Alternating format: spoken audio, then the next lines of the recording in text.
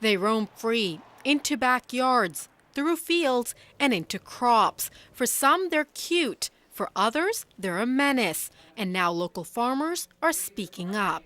This last year alone, let alone the previous year, they cost me over $60,000 in damage. And I'm not kidding. The deer damage is hundreds of acres of produce. Whole fields of berries, lettuce, corn, beans, you name it, have been lost.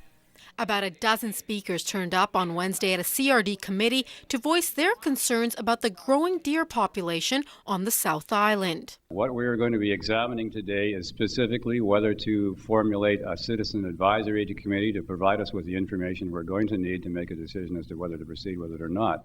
After hearing from both sides, the committee recommended a citizens advisory committee to see what can be done about the deer, whether it's a cull, relocation, or a combination of that, along with other ideas. We've certainly tried to do what we could to alleviate the problem, but it's not helping. Nothing's helping. Wendy Fox represents the Saanich Peninsula farmers. She says right now the only thing they can do legally is to kill 5 deer a year. She says that's not enough. But others say a cull is not the way to go, that there are more humane ways to control the population. We value the local food. We believe that there is a non-lethal solution to this, what they consider an overpopulation. Another idea that was floated at the meeting is fencing. There were some that say fencing works. There are others that say it's not a viable option. We've had quotes as high as $1.2 million to fence our farms. That's just our farm. Michell Farms has been part of the Saanich Peninsula for over 100 years.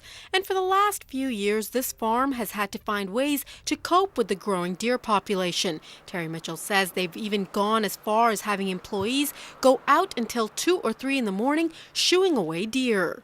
Many of our employees that are harvesting during the day are chasing deer from the crops. They will walk right up to them.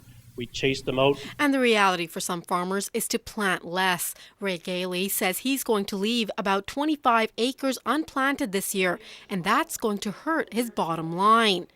And he's not alone when it comes to coping with the financial cost. Up the roads at Van Tright's farm, the frustration is also showing. I know that there's a lot of influence in the room and there's a lot of opinions in the room, but what the farmers need right now is action. And that's something that we haven't seen, and that's something that we are begging for. It wasn't only the rural folks standing up and voicing their concerns about the issue.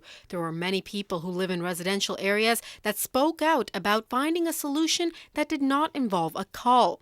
So what's next? The CRD board now has to vote on whether or not to approve a citizens advisory committee.